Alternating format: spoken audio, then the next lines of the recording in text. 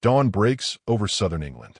The first explosion tears through the quiet at 5:42.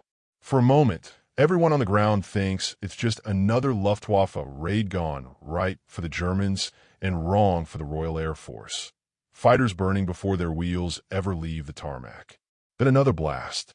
Then four more in rapid succession. 6 aircraft are wrecked in 11 seconds. A German pilot banks overhead. He never fires a shot. He simply watches the chain reaction below, then turns for home. On the ground, amid smoke and twisted aluminum, a single man would stand vindicated if this scene had really happened. Because the story you're about to hear is a dramatized what-if, a fictional composite built on very real problems the RAF faced in 1940 and very real medieval technologies that shaped the air war. Our main character, Flight Lieutenant Wilfred Truelove, never appears in the archives. But the vulnerabilities he wrestles with are deadly real. And the idea at the heart of this story, a simple wire turned into a weapon, is as old as warfare itself. If you enjoy stories that blend cinematic storytelling with real World War II history, tap like and subscribe. Now, let's step onto a British airfield in the spring of 1940. Spring 1940. The air war over Europe is turning into a mathematics problem no one has quite solved. German bombers and fighters cross the channel in tight formations. When they pass overhead, they blot out patches of sky. Below them, on bases like Kenley, Biggin Hill, and Tangmere, Hurricanes and Spitfires scramble upward, burning fuel and, more importantly, burning time just to reach combat altitude that on paper, Britain has an edge. Radar chains like Chainholme pick up incoming raids early. Observers on cliffs and church towers telephone bearings. Sector controllers plot tracks on big glass boards and order squadrons into the air. But in practice, one brutal truth keeps showing up in maintenance logs and casualty lists. The fighters that die most often are the ones still on the ground. Aircraft are caught while taxiing, destroyed while pilots sprint toward cockpits, annihilated in neat rows, wingtip to wingtip, before a single Merlin coughs to life. RAF Fighter Command quietly calls it the scramble problem.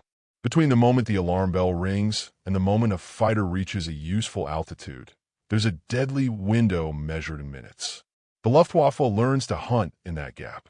They come in low, under radar horizons and cloud, strafing grass and asphalt, turning airfields into bonfires. Station commanders try the obvious fixes. They disperse aircraft across fields instead of parking them in tidy rows.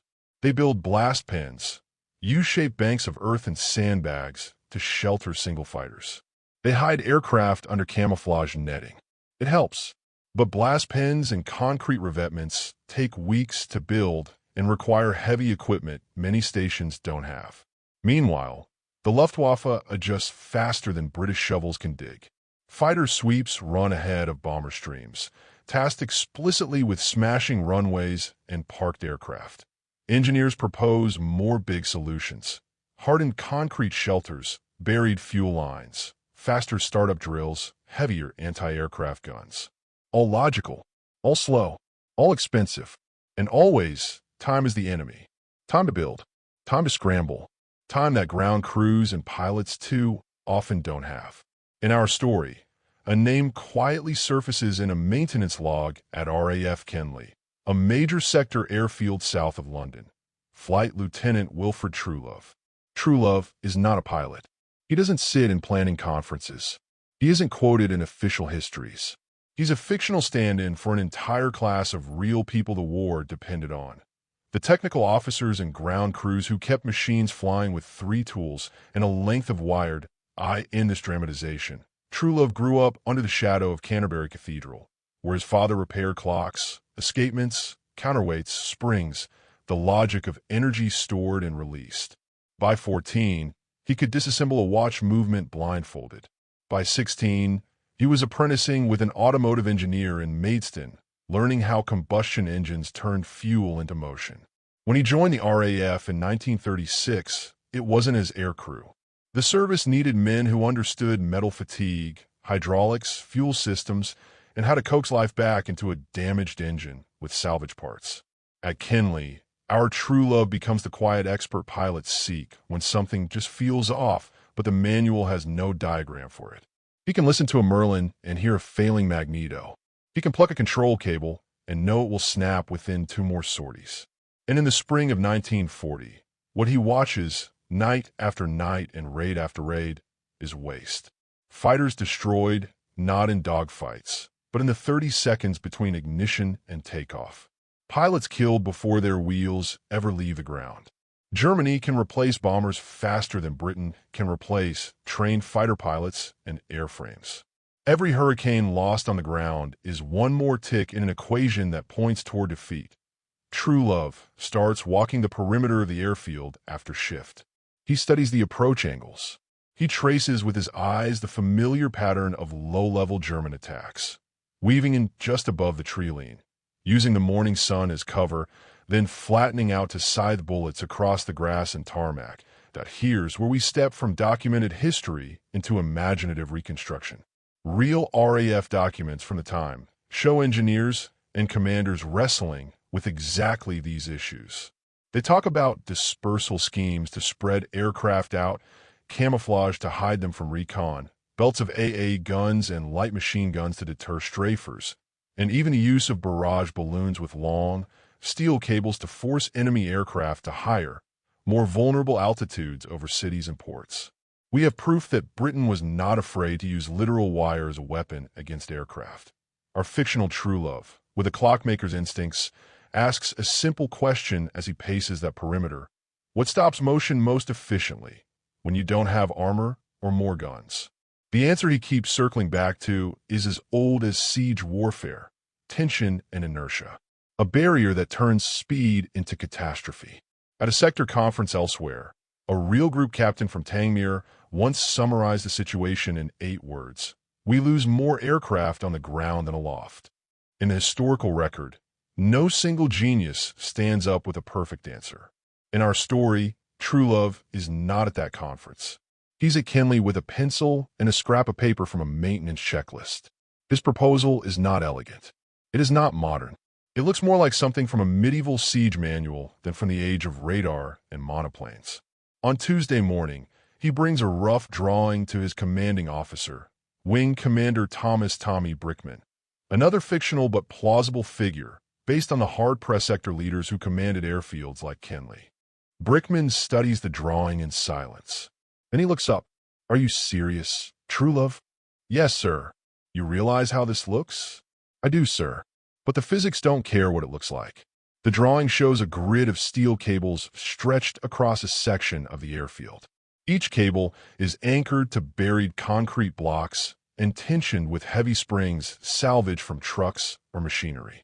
The lines lie normally just below or flush with the turf, invisible to a pilot taxiing out. At either end, pulleys in small pits or trenches connect back to operating positions where ground crew can yank the cables upward at moment's notice. The concept is simple, deceptively so. Under normal operations, the cables stay flat, buried, or slack. Spitfires and Hurricanes can roll over them unharmed. But if observers spot low-level attackers lining up for a strafing run, they haul on the pulleys. In seconds, the steel lines snap up to chest height, an invisible fence of tensioned wire waiting across the attacker's path. A fighter doing 280 knots at a few meters off the deck has almost no time or distance to react. Hit the wire and propeller blades shatter. Undercarriages rip away, wings crumple, and the aircraft tumbles across the field, turning its own speed into its destruction. It's crude. It's dangerous. It offends every sleek ideal of modern aerial combat. One engineering officer, in this imagined scene, flips through the diagrams and snorts. This is medieval, like stringing chains across a castle gate, utterly unbefitting a modern air force. Another suggests true love stick to oil changes and tire pressure, but Brickman has watched too many aircraft burn before breakfast. In a different war altogether, real commanders authorize things just as improvised: explosive obstacles, emergency runway blocks, and more. So in our story, Brickman gives true love 72 hours and access to whatever scrap the station can spare. What happens next is plausible. even if undocumented. Truelove recruits a handful of mechanics and a welder. They scavenge steel cable from a damaged hangar door or construction site, springs from wrecked lorries, concrete mix from a public works depot, and pulleys from farm equipment. Real RAF maintenance units did this kind of improvisation constantly, though for repairs, not airfield-sized booby traps. By Thursday, the first cable is strung across a disused part of the southern taxiway. Truelove tests the pulleys. He watches the cable whip up. He measures the height with a tape. Too low, it just rips off tires. Too high, and it risks snagging friendly aircraft, even in an emergency. He adjusts the springs and tests again. Metal sings as tension takes, then settles that a small crowd gathers. Some officers laugh. To them, it looks like a farmer's fence scaled up, not a serious weapon against Messerschmitts. No one in the real 1940 RAF leaves a diary entry saying, "We built a giant cheese cutter across the runway." But experiments with obstacles, trenches, and removable runway blocks were real enough, especially later in the war, to deny runways to invading aircraft. By Friday 4 o'clock in our story, Truelove and his team are done. 16 cables spanned the primary approach path most frequently used by low-level raiders. Their operating trench is hidden under sandbags and camouflaged netting. The entire system weighs under a ton. Cost: essentially zero. At T530, the sector operations room receives a familiar chill. Radar returns and observer reports. Unidentified aircraft inbound from the southeast. Low altitude. High speed. Estimated time to Kenley: 8 minutes. The scramble bell rings. Pilots sprint. Engines cough, then roar. Ground crew yank chocks and wave signals. It's the same deadly dance that has led, on so many mornings, to burning hurricanes and blood on concrete. Truelove climbs into the cable trench with 2 men. The pulleys sit in front of them, cables running away under the turf. On the horizon, the formation appears, 6 BF 109s in a classic finger 4 pattern, flying at treetop height. In the real war, German pilots used exactly these tactics to strafe airfields and radar stations. The Messerschmitts cross the perimeter fence and open fire. Tracer rounds rip into the grass. A parked Hurricane takes hits, petrol streaming from its wing root, but doesn't yet catch fire. The lead German pilot doesn't see the cables. Neither does his wingman. Why would they? Nothing like this has greeted them anywhere else. At Truelove's shouted order, the ground crew heave on the pulleys. The cables leap upward. The first BF 109 hits wire at over 250 knots. Steel doesn't snap. It bends, absorbs energy, then recoils. The propeller disc explodes into fragments. Shards of blade scythe back through the cowling. The nose pitches down. The fighter cartwheels across the field, fuel tanks rupturing, a sheet of flame racing along the wreck. 0.3 of a second later, the second aircraft slams into a different cable. Its landing gear rips away. The aircraft somersaults violently, the pilot never having time to bail out or even fully register what's happening. The third pulls up instinctively, but too late. A cable snags its underbelly. The plane flips fully inverted and impacts the turf. The fourth and fifth pilots, seeing the carnage, jink left and right. But the grid is wider than they expect. One catches a wingtip. Control surfaces tear away, sending the fighter into an uncontrollable roll. The other clips a line with his horizontal stabilizer and goes into a flat spin beyond a tree line. Only the sixth pilot brakes hard, banks away, and climbs. He circles once, baffled by the sudden destruction below, then turns back for France without firing another shot. The entire engagement, from the moment the first Messerschmitt crosses the fence to the last cartwheeling wreck, takes 11 seconds. On the ground, Truelove and his crew, hands shaking, release the tension. The wires drop flat again. In our dramatization, 5 craters, 6 destroyed aircraft, 0 RAF casualties, and 3 Hurricanes now cleared to taxi past twisted wreckage and claw for altitude into a suddenly empty sky.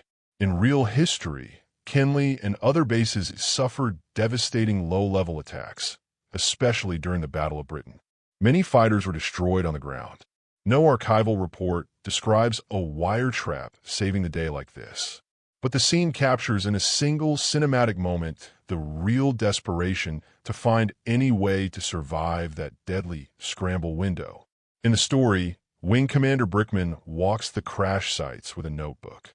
He interviews the trench observers, traces impact points, and calls group headquarters. He tells them an improvised system built from scrap has just destroyed half a dozen enemy fighters. Photographs are taken.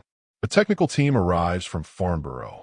Truelove is summoned to brief Air Chief Marshal Hugh Dowding at Bentley Priory. Dowding, a very real figure who did oversee fighter command, listens and asks 3 practical questions. How much does it cost? How fast can it be installed? How many aircraft has it saved?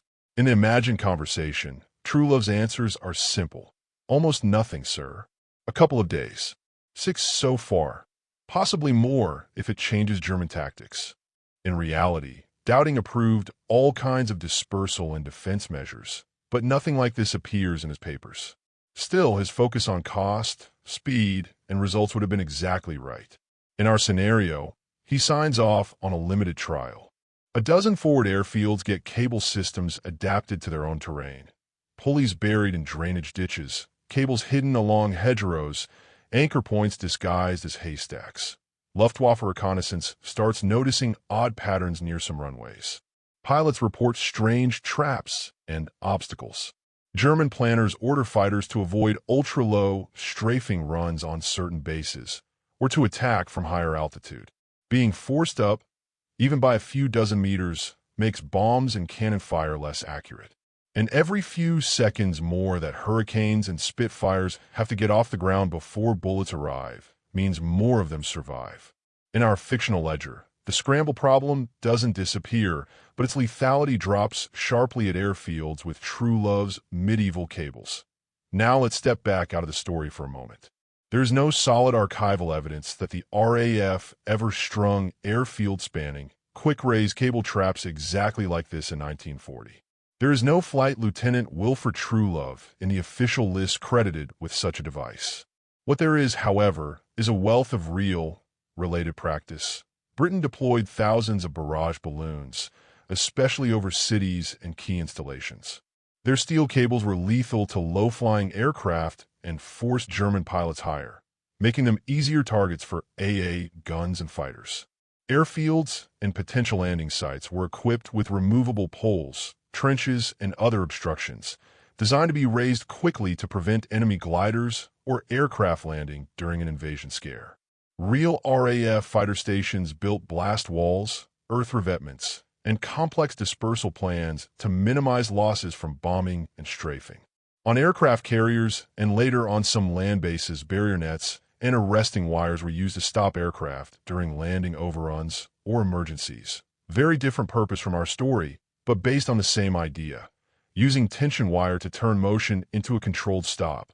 The spirit behind our Truelove's invention, taking an ancient principle and applying it to a very modern problem, is absolutely true to wartime engineering. The how in this script is speculative. The why is historically grounded that in the closing of our story, Wilfred Truelove never writes a memoir. He never gives interviews.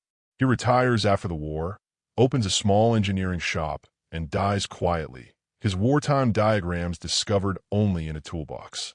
In reality, countless ground crew, technicians, and low-ranking officers did exactly that, served improvised, kept aircraft flying under impossible conditions, then went home and said very little. Most never had their names in official histories. Their field modifications were never photographed, or if they were, the photos ended up in dusty files. What survives in the record is often just a line in a report. Aircraft losses on the ground reduced after dispersal measures implemented. Low-level attacks diminished following deployment of barrage balloons. Runways made temporarily unusable by obstacles during invasion alert. No single genius. No dramatic 11-second engagement. Just an accumulation of small, clever decisions. Why tell a fictionalized story like this at all? Because our Truelove helps highlight a few truths that did shape the war. Innovation isn't always forward. Sometimes the answer to a cutting-edge problem lies in a concept centuries old. chains across a gate, spikes in a ditch, or a balloon cable in the sky. Speed is a vulnerability as much as a strength. A fighter doing 300 knots at 50 feet has no margin. Anything in its path becomes deadly, whether that's a barrage balloon cable or, in our imagined case, a hidden trap across a runway. The ground can be a weapon. Carefully placed obstacles, barriers, and even scrap can shape how an enemy moves or whether he survives the attempt. Most war innovations are anonymous. For every famous name like Dowding or Park, there were thousands of true loves in reality. Men and women who watched, noticed, and fixed things without ever getting a line in a history book. The airfield they defended have mostly changed. Kinley is no longer the frontline station it was. Biggin Hill is a quieter airfield. The wartime blast pens, obstacles, and balloons are long gone. But the principle endures.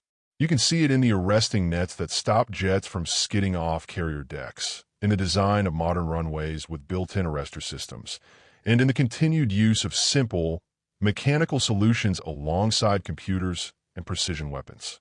Sometimes, the difference between a slaughter and a miracle is not more steel, more concrete, or more code.